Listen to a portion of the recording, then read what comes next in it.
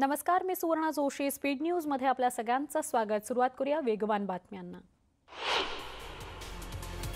देशात 13 जानेवारीपासून लसीकरणाची मोहीम सुरू होणार आहे. 13 जानेवारीला कोरोनाच्या लसीचा पहिला डोस दिला जाणार आहे. 2 वॅक्सीनला मान्यता मिळाल्याने लसीकरणाचा मार्ग मोकळा झालाय. तर सरकारनेही आधीच ड्राय रन घेऊन मोहिमेची तयारी पूर्ण केलेली आहे. भारत बायोटेक आणि सिरम इन्स्टिट्यूट मधला वाद संपुष्टात आलाय. दोन्ही कंपन्यांनी त्यावर संयुक्त निवेदनं जारी केलेली आहेत. कोरोनाच्या विरोधातल्या लढाईकरता आम्ही कटिबद्ध आहोत असं स्पष्ट करण्यात आलंय. अदर पूनावाला आणि कृष्णा एल्ला यांनी संयुक्त निवेदन जारी केलं. यंदाचा देशाचा 2021-22चा अर्थसंकल्प 2 भागांमध्ये सादर होणार आहे. 1 फेब्रुवारीला हा अर्थसंकल्प सादर होणार आहे. केंद्रीय अर्थमंत्री निर्मला सीतारामन अर्थसंकल्प सादर करतील. मुंबई महापालिका निवडणुकीला 1 वर्ष शिल्लक असताना आता शिवसेनेला गुजराती बांधवांवर प्रेम आलंय. 10 जानेवारीत मुंबईत शिवसेनेचा गुजराती बांधवांकरता मेळावा होणार आहे. मुंबई मा जेलबी ना फाफडा, उद्धव ठाकरे आपडा असं मेळाव्याचं घोषवाक्य आहे.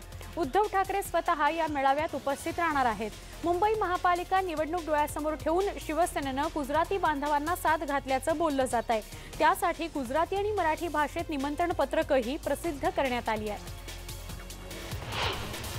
आम्ही पक्ष वाढवण्यासाठी मेळावा आयोजित केला असल्याचं शिवसेनेचे राष्ट्रीय संघटक हेमराज शहा यांनी म्हटलंय. येत्या 10 जानेवारीला अंधेरीमधल्या गुजराती भवनामध्ये शिवसेना राष्ट्रीय संघटक हेमराज शहा यांनी गुजराती भाषिकांकरता मेळावा आयोजित केलेला आहे. यावरून आता चांगलाच वाद निर्माण झालाय.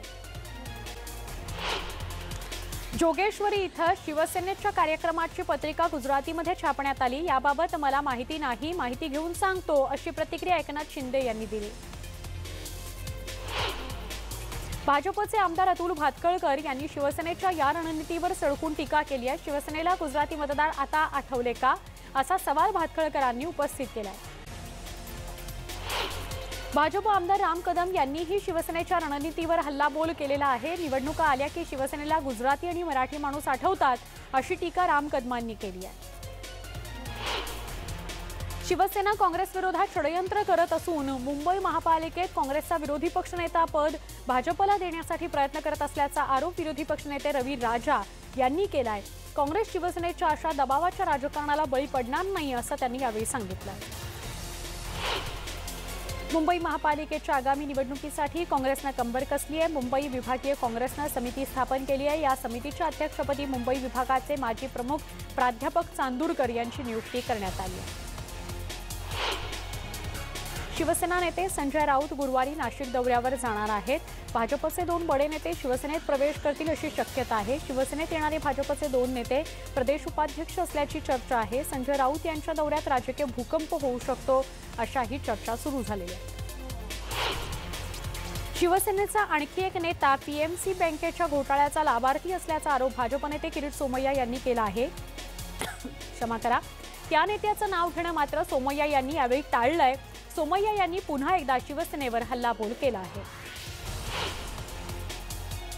रेल्वे स्थानकामधील औरंगाबाद नावाच्या बोर्डाला पोलीस सुरक्षा देण्यात आली आहे. खबरदारीचा उपाय म्हणून रेल्वेनं सुरक्षा बलाकडून सुरक्षा वाढवण्यात आलेली आहे. औरंगाबाद नामकरण संभाजीनगर करण्यावरून वाद सुरू आहे. त्यानंतर आता या सुरक्षेत वाढ करण्यात आली आहे. औरंगाबादचं नाव बदलून संभाजीनगर करणं योग्य असल्याचं मत छत्रपती संभाजीराजे यांनी व्यक्त केलं. नाव बदलण्यास संभाजीराजे यांचा पाठिंबा आहे. छत्रपती संभाजीराजेंना क्रूरपणे मारणाऱ्या व्यक्तीच्या नावानं शहराचं नाव असणं हे दुर्दैवी आहे असं मत त्यांनी ट्विट करत व्यक्त केलं. नागपूर महानगरपालिकेच्या महापौरपदी भाजपचे दयाशंकर तिवारी यांची निवड झाली आहे. ऑनलाईन पद्धतीनं बहुमतानं तिवारी यांची महापौरपदी निवड झाली आहे. तिवारी यांना 107 मतं पडली. काँग्रेसचे उमेदवार रमेश मुणेकर यांना 27 मतं पडली. वसई विरार महानगरपालिकेच्या परिवहन सेवेच्या नूतनीकरणाचा सोहळा नगरविकास मंत्री एकनाथ शिंदे यांच्या हस्ते संपन्न झाला. एकनाथ शिंदे यांचं भाषण संपल्यानंतर मनसेच्या कार्यकर्त्यांनी व्यासपीठावर येऊन घोषणाबाजी केली आणि कार्यक्रमात गोंधळ घातला. पोलिसांनी मनसे कार्यकर्त्यांना ताब्यात घेतलं. वसई विरार महानगरपालिकेच्या परिवहन सेवेच्या बसचा रंग पिवळ्याऐवजी भगवा करा अशी मागणी शिवसेना खासदार राजेंद्र गावित यांनी केली आहे. परिवहन सेवेच्या लोकार्पण सोहळ्यामध्ये त्यांनी ही मागणी केली. अंजली दमानिया ईडी कार्यालयामध्ये दाखल झाल्या। साधारणपणे 3-3:30च्या दरम्यान त्या ईडी कार्यालयामध्ये दाखल झाल्या। तेव्हापासून त्या ईडी कार्यालयामध्येच होत्या अशी माहिती मिळते आहे। एकनाथ खडसे यांच्या ईडी चौकशी प्रकरणामध्ये दमानिया यांच्याकडे असलेली माहिती, त्यांच्याकडे असलेले कागदपत्र ईडी कार्यालयात त्याकरताच त्यांना बोलवण्यात आलेलं आहे की त्या ईडीला ते सुपूर्द करू शकतील। पुणे MIDC जमीन प्रकरणामध्ये दमानिया यांनी खडसेंवर अनेकदा आरोप केलेले आहेत। ॲडव्होकेट असीम सरोदे यांना ईडी अधिकाऱ्यांनी फोन केल्याची माहिती आहे। राष्ट्रवादी काँग्रेसचे नेते एकनाथ खडसे यांच्या भोसरी भूखंड व्यवहार प्रकरणी ईडी अधिकाऱ्यांनी असीम सरोदे यांच्याशी संवाद साधल्याची माहिती मिळते आहे। ईडीचा राजकीय वापर सुरू असल्याची टीका राष्ट्रवादी काँग्रेसचे नेते आणि अन्न आणि नागरी पुरवठा मंत्री छगन भुजबळ यांनी केली आहे। गेल्या काही महिन्यांपासून महाविकास आघाडीच्या नेत्यांना ईडीची नोटीस येत असल्यामुळे भाजप नेत्यांना लक्ष केलं जात आहे। प्रदेशाध्यक्ष बदलाबाबत अधिकृत काहीही माहिती नसल्याचं मत काँग्रेस नेते अशोक चव्हाण यांनी व्यक्त केलंय। प्रभारी HK पाटील मुंबईत येत आहेत, ते आल्यानंतर अजेंडा काय आहे हे समजेल असं चव्हाण म्हणाले। प्रदेशाध्यक्ष पदाचा राजीनामा दिला नसल्याचं काँग्रेस प्रदेशाध्यक्ष बाळासाहेब थोरात यांनी स्पष्ट केलं। तसंच नवीन चेहरा देण्याबाबत पक्षश्रेष्ठी निर्णय घेतील असंही त्यांनी स्पष्ट केलं। ते न्यूज 18 लोकमतशी बोलत होते। मी नेहमीच गाठीभेटी घेत असतो, त्याकरता दिल्लीत जात असतो असं ते म्हणाले। महात्मा गांधी यांना पाकिस्तानचे राष्ट्रपिता संबोधणारे अनिल कुमार सौमित्र यांची अमरावतीतील इंडियन इन्स्टिट्यूट ऑफ मास कम्युनिकेशनच्या प्राध्यापकपदी नियुक्ती झालेली आहे। त्याला युवक काँग्रेससह इतर संघटनांनी तीव्र विरोध केलाय। तसंच अनिल कुमार सौमित्र यांच्या नावाची पाटी तोडण्यात आली आहे। प्राध्यापक सौमित्र गोबॅकच्या घोषणा देण्यात आल्या आहेत। नियुक्ती रद्द होत नाही तोपर्यंत ठिय्या आंदोलन सुरू ठेवण्यात येणार आहे। लॉकडाऊनमध्ये मंदावलेल्या पुणे मेट्रोच्या कामानं गती घेतली आहे। पिंपरी चिंचवड ते स्वारगेट मार्गिकेवर पिंपरी चिंचवड ते फुगेवाडी अशी 6 किलोमीटर मेट्रो यशस्वीपणे धावली। आता वनाज ते रामवाडी मार्गिकेवर वनाज ते गरवारे कॉलेज दरम्यान मेट्रो लवकरच धावेल असा विश्वास महामेट्रोचे संचालक ब्रजेश दीक्षित यांनी व्यक्त केला आहे। उपनगरीय रेल्वे सगळ्यांसाठी खुली करण्याचा राज्य सरकारचा विचार सुरू आहे। मात्र ही रेल्वे सुरू करतानाच सुरुवातीला सकाळी 7 पूर्वी आणि रात्री 10 नंतर सगळ्यांना प्रवासाची मुभा देण्याचा विचार सुरू आहे आणि अन्य वेळात मात्र सध्याच्या निर्बंधांनुसारच प्रवासाची सवलत दिली जाणार आहे। चंद्रपूर जिल्ह्यातील पोंभुर्णा तालुक्यातल्या देवाडा खुर्द इथं धानाचे तणीस घेऊन जाणाऱ्या गाडीला आग लागली। विद्युत तारांच्या शॉर्ट सर्किटमुळे गाडीला आग लागल्याची माहिती आहे। चालकाने प्रसंगावधान राखलं म्हणून पुढील अनर्थ टळला। खर्चासाठी पैसे देण्यास नकार दिल्यानं संतप्त झालेल्या पुतण्यानं चुलत्याच्या डोक्यात हातावर कत्तीनं सपासप वार केल्याची घटना घडली आहे। बीड जिल्ह्यातील घाट नांदूर परिसरामध्ये ही घटना उघडकीस आली आहे। या हल्ल्यात गंभीर जखमी झालेल्या चुलत्याचा रुग्णालयात उपचारादरम्यान मृत्यू झाला। राष्ट्रवादी युवक काँग्रेसचे प्रदेशाध्यक्ष मेहबूब शेख यांच्या विरोधात बलात्काराची तक्रार देणारी तरुणी गायब झाली आहे। ही तरुणी नॉट रिचेबल असल्याची सूत्रांकडून माहिती मिळते आहे। सध्या संपूर्ण यंत्रणा या तरुणीचा शोध घेते आहे। आरोपीला अटक करत नाही तोवर पोलिसांनी घरी येऊ नये असा पवित्रा तरुणीनं घेतला होता। तर शिवसेना नेत्या नीलम गोरे यांनी मुलीचा शोध पोलिसांनी लवकरात लवकर घ्यावा अशी मागणी केली आहे। मुलगी कशी गायब होते असा सवालही त्यांनी उपस्थित केलेला आहे।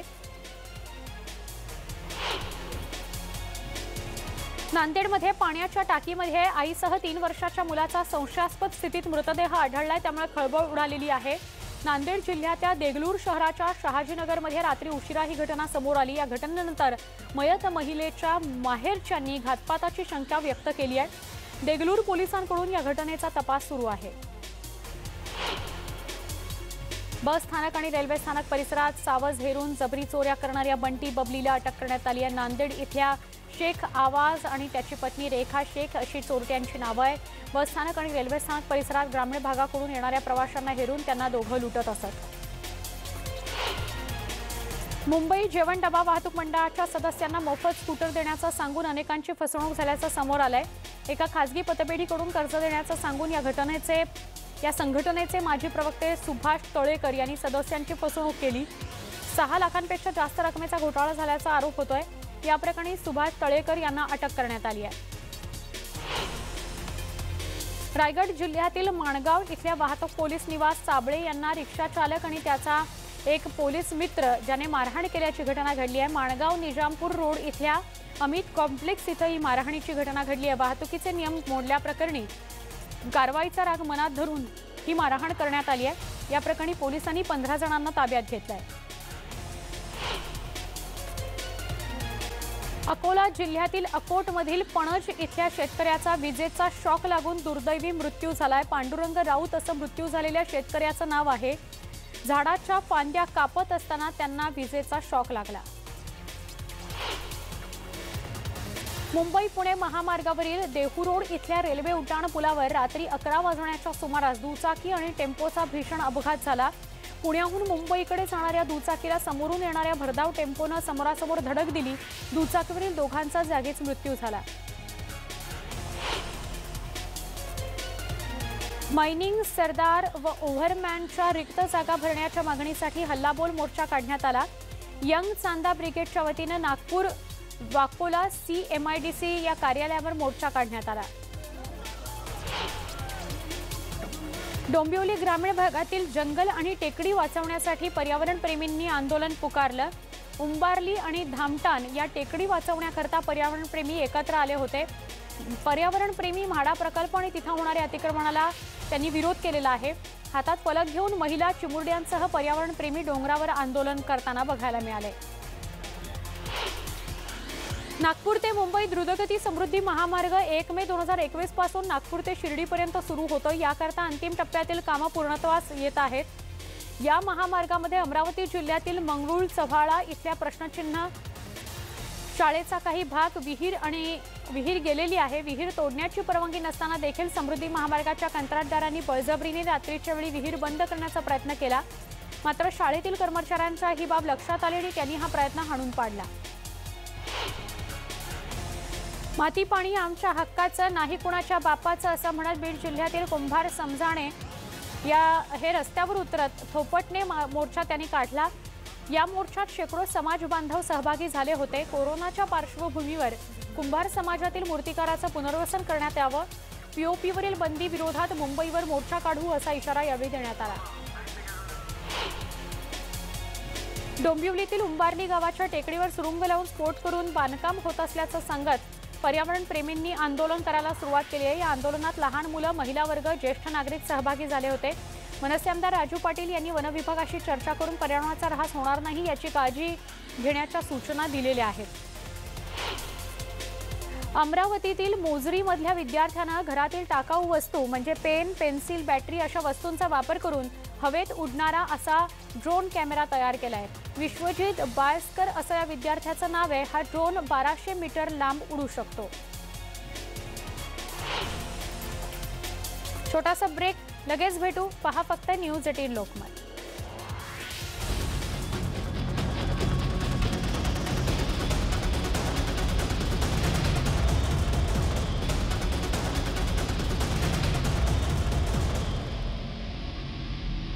स्पीड न्यूज मध्ये पुन्हा एकदा स्वागत। वळूया पुढच्या वेगवान घडामोडींकडे।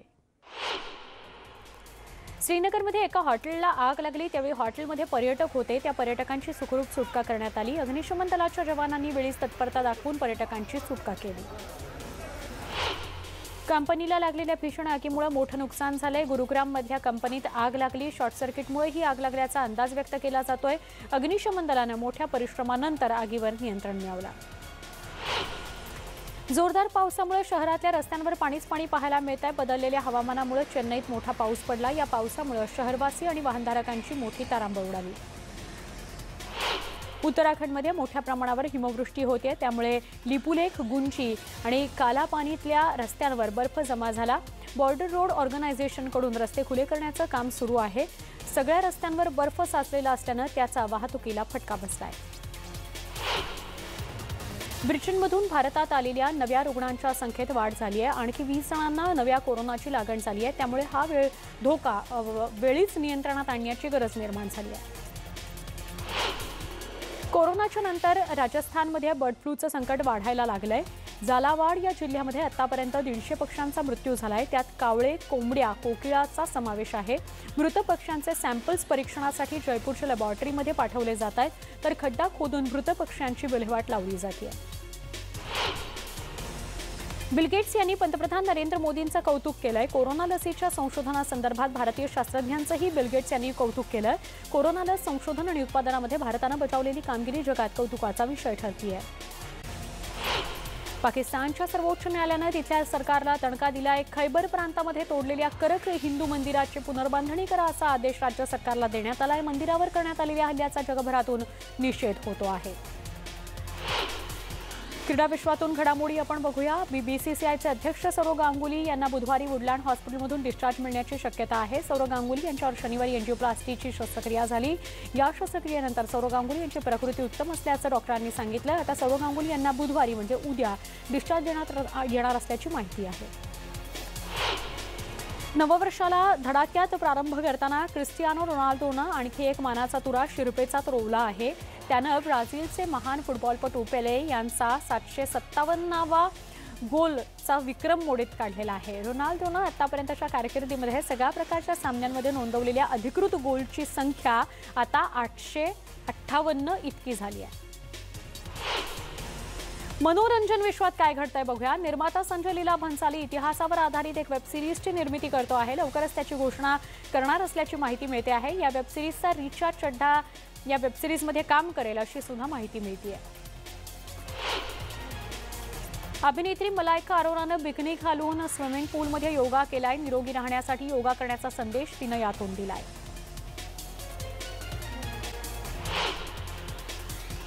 या सगळ्या घडामोडींसह स्पीड न्यूजमध्ये इथेच थांबतोय। ताज्या बातम्यांसाठी काही क्षणात परत भेटतोय। पहा फक्त न्यूज 18 लोकमत।